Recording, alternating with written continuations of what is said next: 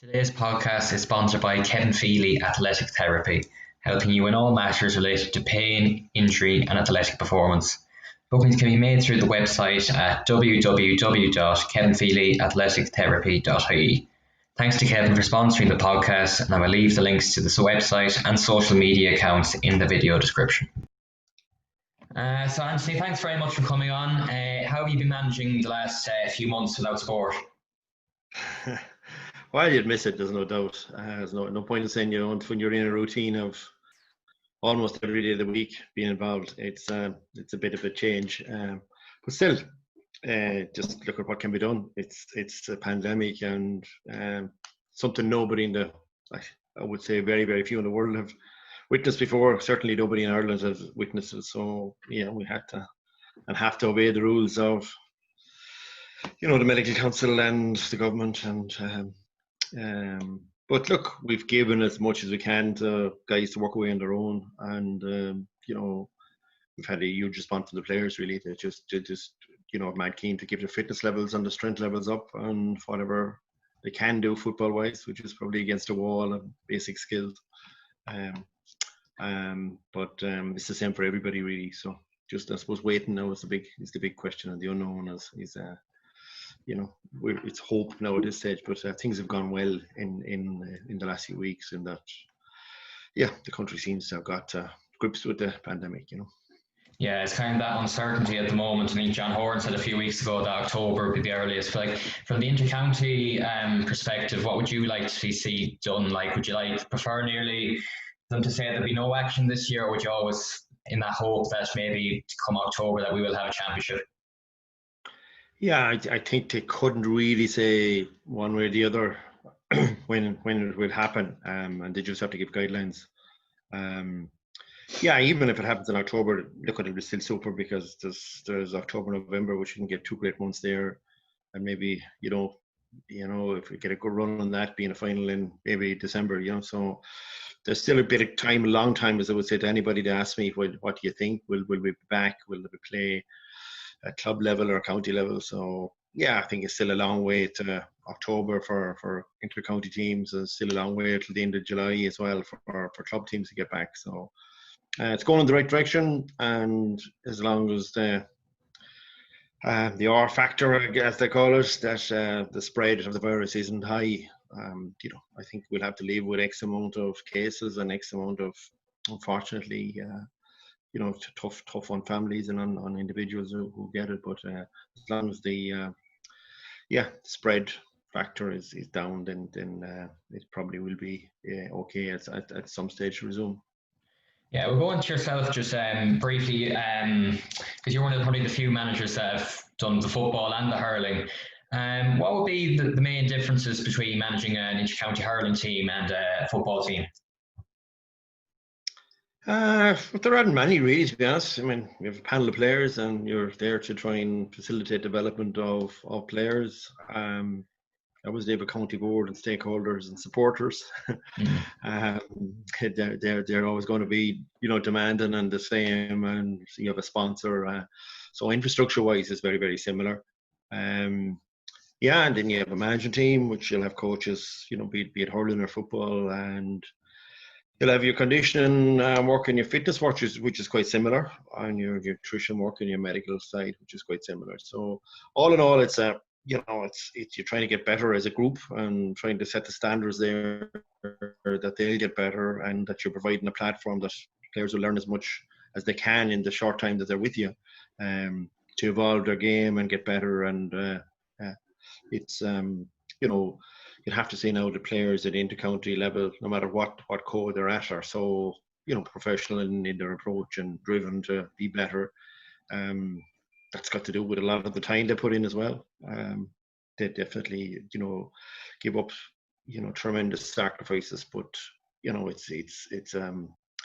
it's humbling to be involved with guys that are so talented and that want to win and want to have success and to promote their game. So they're good environments to be in, and it's a privilege, really. And I know it's definitely a huge amount of work, but we wouldn't be doing it unless you like it and love it and want to do it. But having said that, it's huge privilege to be involved in, to be asked to be involved with a county team, and the codes to be don't matter. It's just lucky that I did play hurling and get a chance to manage there, but equally is lucky to be involved with club teams and now a county team in Roscommon. Yeah, would you have seen sort of, the fitness levels and demands on players change over the last 10 or 15 years from like starting out? Yeah, they definitely have gone up. The preparation and their own time that they spend on gym, and as an example, own time that they spend on recovery, and the work that they do with their diet, as an example. So all the times they're away from you would have gone up, and they train probably every day now, whether they're just doing a recovery session or a stretching session, or they have their own gym times allocated. But that's there now for, well, definitely is there. It's the past 10 years to 15 years, and it's been built on. And I wouldn't say it's necessarily gone up or gone through the roof in the last number of years, but there has been a big shift in paradigm, there's no doubt. There'd be a bigger focus as well now on coaching and using analysis and using videos and analysis of players and setups, and you see that in hurling as well as in football now. I'd say football led the changes and that, and you see developments in the game probably as well year on year. Short kickouts or place kickouts weren't there when you look at the old clips now. The last few weeks, Yeah, it was just kick the ball as far as you can. That would have now followed. Hurling would have followed that now, for example, where there's possession is a huge part of the hurling game now. Maybe that wasn't there even 5 years ago, 10 years ago. It wasn't as high as it is now. But the skill level of players, I'd have to say, has gone very, very high. And there's the demands that are there, but demands are there because players want it, supporters want it, people want to win, and you're learning all the time. You're learning from the professional sports, you're learning from coaching, webinars, you're from any teaching and any people you can get your hands on that you try and learn from. So that drives it. Yeah. Yeah, so we'll move on to Roscommon. I suppose from afar before you took over, Kevin McStay was there for 2 years. What did you make as sort of the progress? Because they won a Connacht title as well under him. Yeah, in fairness to Kevin and to Liam and to Gerard, they have done very, very well and did very well. There was no expectation in Salt Hill when we went out of the fire. That was a tremendous for a young team. The expectation would probably have raised in Roscommon now, backed up by the win last year, is that a kind of title or doing okay after that is not acceptable anymore. That the Roscommon supporters, and quite rightly, want to see an advancement really in the Super 8s, that a team gets to an All-Ireland semi-final. That would be the next step really for this set of players, because they definitely have the talent and have the will to win, and they've proven that under Kevin and proven that there as well in the last year. So, it's getting to the next phase really is what it's all about now. But you can't get there unless you win your first match, and there's no bigger challenge ahead than probably against Mayo. So Mayo and Galway are two. Mayo being a really, really strong and established team over the last 10 years, and Galway now, who are, under Pádraig Joyce, emerging as a top class side. But for us, it's getting to play these guys and to develop even further than this team under whoever it is in the last number of years has gone. So big development needs are still there, and needs from the supporters who are really the owners of this team to get to the next level. Yeah, your first big win, even in my opinion, was probably the FBD final against Galway. Even that kind of felt like a big league game. Was that kind of just laying it down a marker for the year? Well, yes, I suppose we were new in, and players wanted to make an impression as well, and we wanted also to lay down a marker, and that chances were that we weren't playing Galway later in the year. So we were extremely disappointed in the league match against Galway that we didn't play well that day, and it was just an off day really Did well in a lot of the league matches, but probably could have got a couple of more points out of the league. Starting off, definitely, we the deputy match in June, really heavy underfoot conditions, but it showed that there was quite a strong character there, and a lot of players who didn't probably figure for the few years before that really wanted. I think those players in particular wanted to put their hand up even that day and say, listen, I'm going to be I'm going to be really fighting for a place here. Yeah, the league itself is probably a mixed bag nearly. The first 2 or 3 games, with good performance. You lost to Mayo by a point, but then you got a big win against Monaghan, and that was Conor Cox's debut. How does that come about, Conor coming up to Roscommon?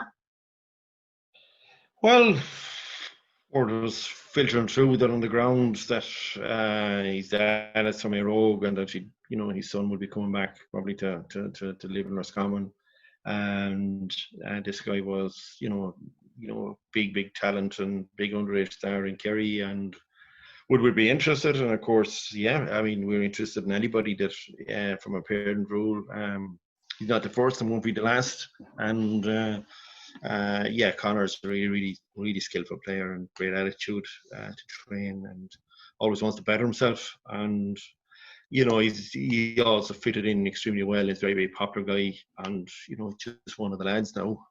So it's good Roscommon blood in him as well. So yeah, it was good. And then he got a job, of course, systems in Carrick-Shannon. So it all fitted in very neatly, and we'll say that he's really driven, and Connor's ambition is to get better and better all the time, and to have continuous success at Roscommon. Yeah, you drew Tyrone then. I suppose that's probably a bit of a disappointment because you didn't get any more points after that. Do you look back on that Division 1 campaign and think we probably should have stayed up? Yeah, it's definitely, even the day against Dublin, a lot of that wouldn't rate us to haven't won that, but two rather lucky goals. For Dublin, you could say they were sort of defended and scrummages in the small parallelogram for both of them, and the ball popped out on both occasions through no fault of anybody's, or through no really good play by Dublin or good defending by us, but good or bad defending, the ball just popped out. It's just the way they broke from when you had a breaking ball and you had a good few tussling for it. They broke out very fortuitously for Dublin, and they put them away as Dublin do. But yeah, look at you're very satisfying, and really would have liked to have to stay it up. But that's the card you dealt with. But it's up to the players, and it's up to everybody to try and always continuously want to play at the top division, because that's where you learn most. Yeah, moving on to the championship, I mean, probably no disrespect to Leitrim, but everyone was nearly talking about that Mayo game for a few months. Was that just in your minds the whole time from when you took over? What you don't. I mean, you never look past your first championship game. I mean, that's a golden rule. For us, it was Leitrim. We had the league, we had a month of April off. Really, it's a club month. But we had trained and facilitated a lot of club league matches as well with the lads. So they'd got a lot of football in April. And then we had a 2 or 3 week championship run into the Leitrim match. And again, guys who in particular hadn't seen championship, a lot of championship games, you take the likes of Shane Killoran that day, who really wanted to make his mark on and say, here, I'm going to be around for good boys in our Roscommon team. And we'll be hoping Shane might get back to those as well. He had a nasty leg break this year, but all going well, he may be in contention back end of the year, Yeah, did you see yourselves as underdogs at all going into that game? Because a lot of talk is about Mayo. They just won the league, and no one seemed to give you a chance at all going to Castlebar that night. It's funny because we didn't. When you're preparing for a match, we don't really look at are we underdogs or not underdogs, or how good are they or not, or what they've done or not done. Obviously, we'd have watched them in the league final. We would concentrate a lot on our own game as well and getting that right. And I think the biggest factor on that was that we played so well that night in the league match, Yeah. and it was under very, very tough conditions in the very early part of the year, and we wanted, we most definitely wanted to bring it to a battle like that, and that's what the lads did, and it was tremendous. We hadn't really spoken about the little time it went and stuff like that. Really, it's just their games, their the systems of play, their how well we defend, how well we counter attack, how well we take our scores. But yeah, it's that. There's no doubt. We play Mayo again, it'll be a massive challenge, as it is always against top class players, and they're really, really strong and powerful team. Do you think even the bench that night might have just saw it over the line because he brought on Endon, Donny Smith, Jeremy Mercer, Conor Devaney, Brian Stack, Fintan Craig, who scored the winner? It was like, even every 5 minutes just introducing a top class player to come on just to see it over the line. Yeah, I think they got a knock before that and wasn't fully right, and Giamud, really, and he definitely had a point to prove, but he, in his own admission, he was fighting for a place. So it's great to have players and to have a panel like that, and that would be the ultimate, that you'd have that aim always, that you'd have 20 to 25 players that you're continuously extremely hard to pick. And you're going on form coming into it, and we pick on form to any match, really, as we see it. But and the same will arise if we ever get to play again this year, and it'll be on form, and it's not on historically I was always there. It's up to each player to prove themselves in the league, to carry the form into the championship, to continuously improve, and it's really down to that. Was it important after that Mayo game then just to come down, because even being a Roscommon fan, it nearly felt like we won the Connacht title that night in Castlebar? It had been so long that there was still another big game against Galway in Salt Hill. Yeah, I think the fact that it was away as well against Galway helped us a bit, because if it was at home and had won away to Mayo, it might have been slightly different. And there's always, we hadn't played that particularly well, and we were majorly disappointed with our league performance there. So yeah, under Kevin Welch, we knew what style Galway would have. They don't give away much, that's for sure. But a great score by Giamud, really, in setting us up through the first half, and then to kick on really, and to keep our momentum going was going to be always hard, because playing in a final away from home is difficult at the best of times. But concentration levels are really, really solid that day. Yeah, maybe probably Roscommon teams of old would have maybe folded and thrown in the towel at half time, because Galway just taking control for 10 or 15 minutes before half time, and we're 5 up. Did you change much at half time, or was it just maybe go back to the simple basics, kicking into the likes of Conor and Jermid and work off them a bit more? No, if you look at it, we weren't doing a whole pile particularly wrong. Yeah. And it was just to probably have that bit more patience. And Jim popping in worked well. The scores worked well for the goal. We would, just that bit more patience, and the opportunities will arise. And if you're playing, you are playing a defensive team in a setup, you just have to have that. And Galway opened up a bit, but they weren't out of sight by any manner of means, and got a grip. Definitely got a very strong grip in the game, and so some tremendous defending as well. We'll have to credit defenders, because sometimes when you score and you win, it's it's the forwards or midfielders. But I think to keep the Galway forwards at bay that day was really big performance by our defence.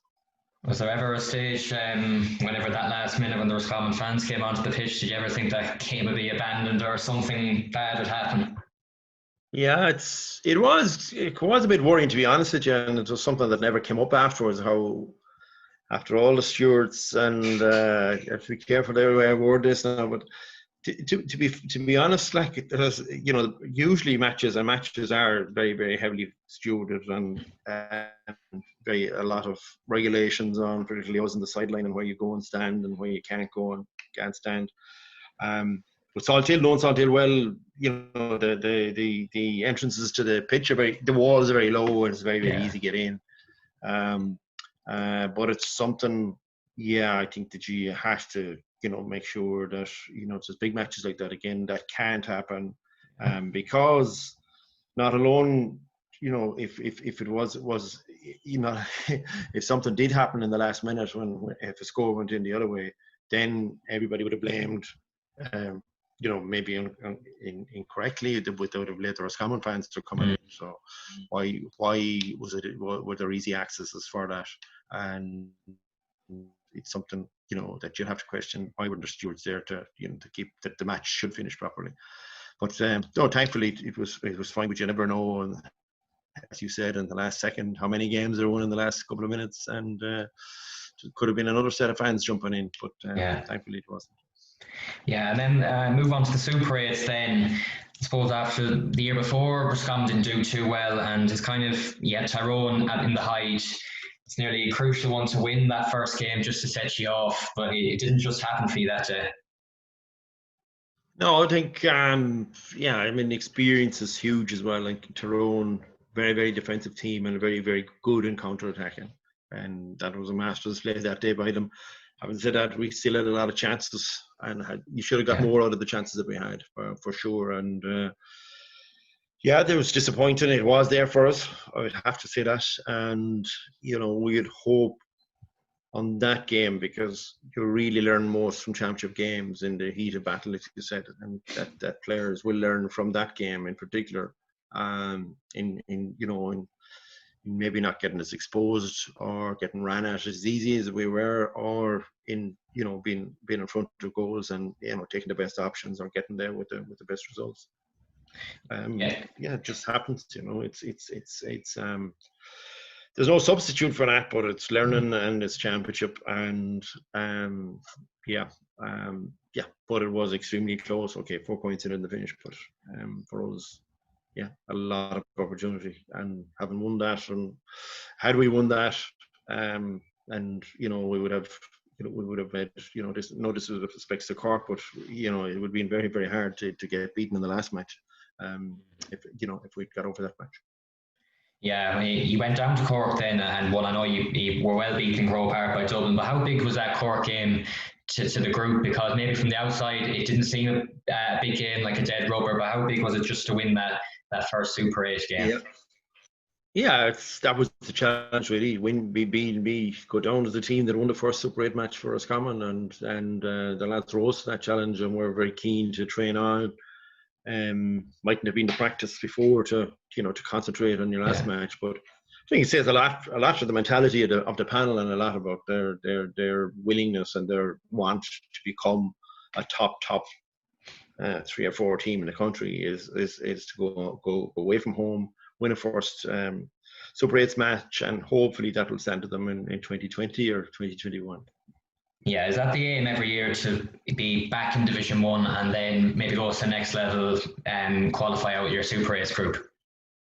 Well, I mean, the next step is being very clear to anybody who wants to play championship football. It's irrespective of league and where you are with that, but for everybody, they want to be in an All-Ireland semi-final and get into an All-Ireland final. There's no player going that isn't playing inter-county that wants to do that. Don't care where they're from or who they are. But if they don't have that ambition to drive, you know, they're of no use to a panel or to a county, and thankfully our players are driven for that, and that's the way they have to be. Well, thanks very much, Anthony, for coming on. You're welcome, Dara, and the best of luck. Cheers. Thanks very much. Yeah, tough.